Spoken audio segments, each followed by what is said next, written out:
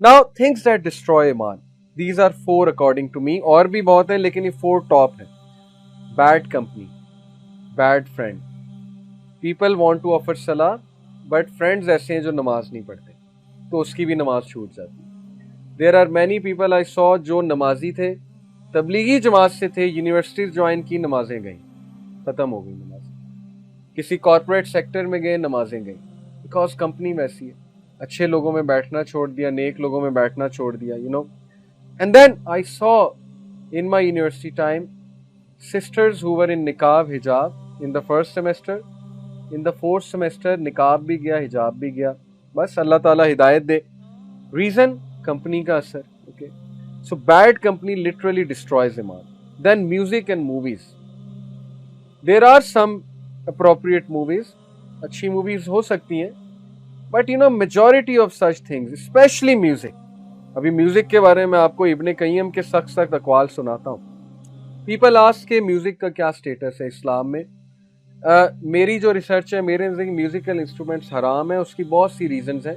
एक तो clear cut हदीस है, दूसरा I am coming from a background के I was a vocalist, you know. एक लोकल बैंड हमने बनाया था, death metal, black metal, gothic, you know, punk metal, nu metal, ये सारी मेटल की टाइप्स। मेरे पास 200 GB कलेक्शन 2006-2007 में होती थी, जब 200 GB बहुत बड़ी चीज होती थी। जो लोग मेरे बैकग्राउंड को जानते हैं उनको ये पता है। यूनिवर्सिटी में हम एक बैंड भी बना रहे थे। मेरा दोस्त जरार माशाल्लाह वो भी दीन की तरफ है, वो गिटारिस्ट था, और इसी तरह बैस प्लेयर भी हमारा एक था, ड्रमर भी था। मेटालिका हमारा फेवरेट बैंड था उस दौर में। तो you know I am coming from that background के मैं उस बैकग्राउंड से नहीं आ रहा कि मैंने म्यूजिक नहीं कभी सुना हुआ है या मैं शुरू से दीनदार था। आई नो म्यूजिक का इफेक्ट क्या है, आई नो बॉलीवुड सॉन्ग्स का इफेक्ट क्या है, और वो आपको किस फैंटेसी में लेकर जाते हैं।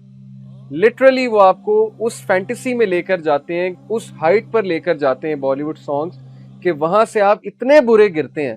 जब आप रियलिटी में आते हैं, आपकी आंखें खुलती हैं, आप इतनी हाइट से गिरते हैं कि आपकी सोच है। तो कुछ हिकमत है ना। प्रॉफिट सल्लल्लाहु अलैहि वसल्लम was sincere to us, Allah is sincere to us, that's why he forbade us. And don't even ask me about you know hip hop and these you know rap songs. So music to me, musical instruments are haram, और जो lyrics हैं they are even more dangerous. आज के जो lyrics हैं they are literally poison. इंसान को उसके पर्पस से दूर करते हैं, अल्लाह से दूर करते हैं, इंसान को फैंटेसी में लेकर जाते हैं, यूफोरिया की स्टेट में लेकर जाते हैं इंसान को। They act like a drug, आपका डोपामीन रिलीज करते हैं, डोप सेंटर्स को जाकर हिट करता है म्यूजिक। तो यू शुड अवॉइड, जितना अवॉइड कर सकते हैं करें। आई अंडरस्टैंड एकदम छोड़ना बड़ा मुश्किल होता है, चले एटलीस्ट फजूल से तो जान छुड़ा लेना, फिल्थी म्यूजिक से तो निकल आए, हिप हॉप रैप से तो निकल आए ना। बाकी अल्लाह ताला से दुआ करें अल्लाह आपको बाकियों से भी निकाले। Number 3, mixing up things that destroy iman. Mixing up से क्या मुराद है कि you sit in good company and then you go and sit in bad company, you are mixing up two things. आप अच्छे लोग में ही बैठ रहे हैं, दीनदार बातें भी सुन रहे हैं, लेकिन फिर आप उन लोगों में ही बैठ रहे हैं जो एमिनेम सुनते हैं, आप उनमें भी बैठ रहे हैं जो हर वक्त दुनिया दुनिया की बातें करते हैं। इस तरह नहीं चलेगा, because a person can not have two hearts. You have to choose a path कि मैंने बस नेक लोगों में बैठना है, फिर नेक लोगों में ही बैठना है, otherwise this will destroy your ईमान। एंड लास्ट इज एनवी, हसद। Jealousy and envy eats up the good deeds just like a termite eats up wood, हदीस है। जैसे दीमक उसको खा जाती है, लकड़ी को खा जाती है, इसी तरह एनवी और हसद गुड डीड्स को खा जाता है। या just like a fire eats the wood, ये भी एक मिसाल है, आग जैसे लकड़ी को खा जाती है। तो हसद होता है एक natural, this is a natural emotion. Yusuf अलैहिस्सलाम के भाइयों को हसद हो गया था, यूसुफ अलैहिस्सलाम से। सिबलिंग्स में राइवलरी बहुत जो है वो कॉमन है, स्पेशली टीन एज में हो जाता है हसद के अब्बू ने इसको ये ला कर दिया, मुझे ये नहीं ला कर दिया, अब्बू ने इसको ये दिया। सिबलिंग्स में ऐसे ऐसे इख्तलाफ हो जाते हैं कि मेहनत मैं करूं, इंजॉय तुम करो, सारा दिन घर के काम मैं करता हूं, तुम जॉब करके आते हो और बस बैठ जाते हो आके, और एंड में पैसे भी ज़्यादा तुम्हें मिलते हैं। तो ये आ जाती हैं चीज़ें, नेचुरल हैं। माँ बाप को मैनेज करना चाहिए, औलाद की तरबियत करनी चाहिए, समझाना चाहिए। बट जो खुद बंदा एनवी कर रहा है उसको भी इस बात का ख्याल करना चाहिए कि this will eat up my good deeds.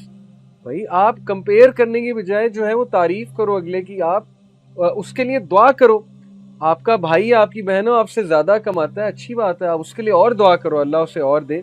So envy eats up good deeds. So just last few things.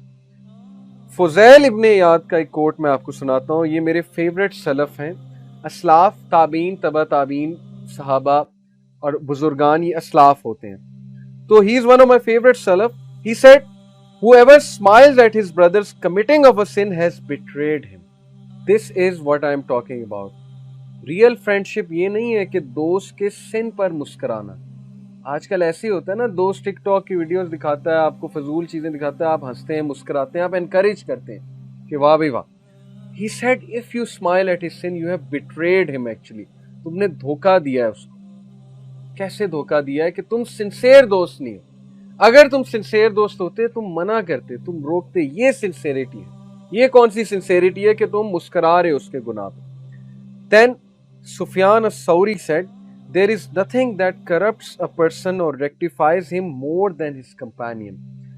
दोस्त से ज्यादा इंसान को कोई और करेक्ट और करप्ट नहीं करता.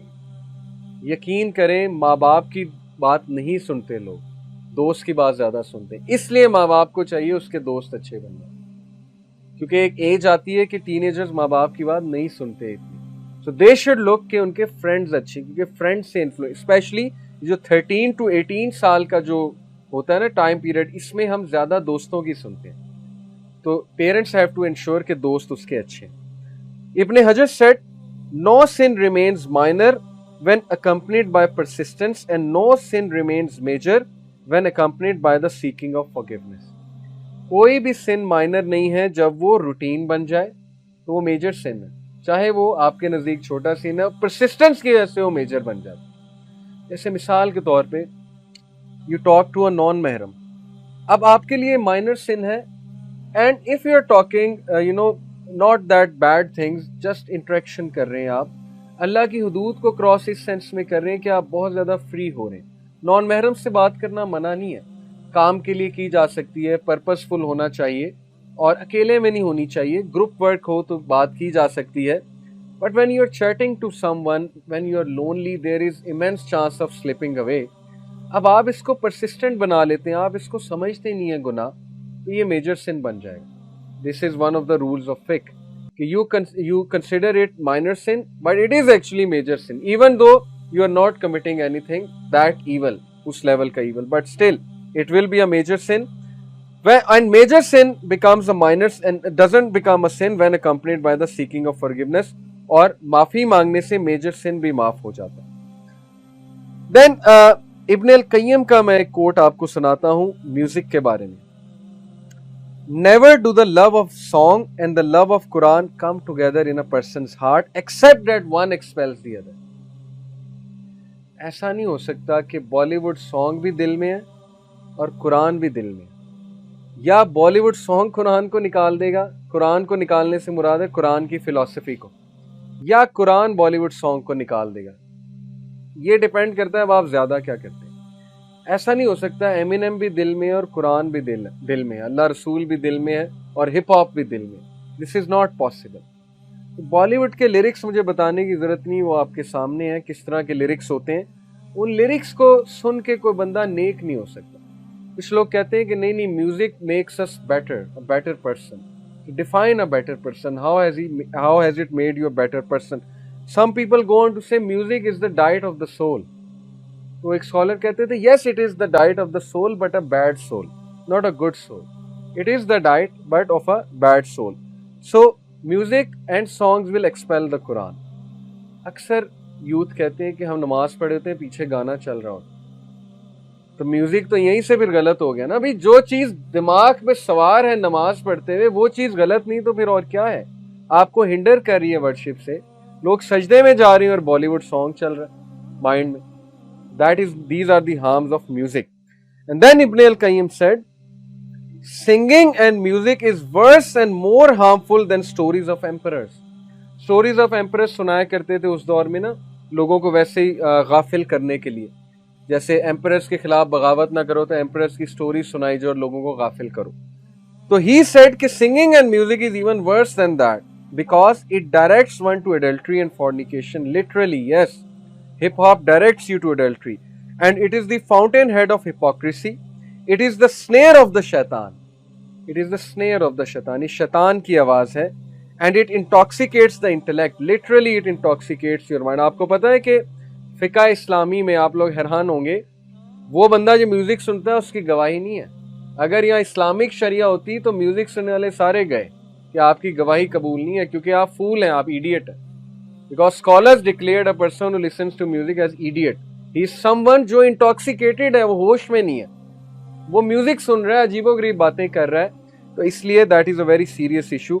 It's obstructing people from the Quran is worse than any way in which other types of phony speech blocks them. And its greatest harm is that it is obstructing you from the Quran. Because Ibn Taymiyyah said that those people who listen to music a lot, they don't like the Quran. Literally, मुझे एक student ने, lumps की एक student I थी हमारे पास.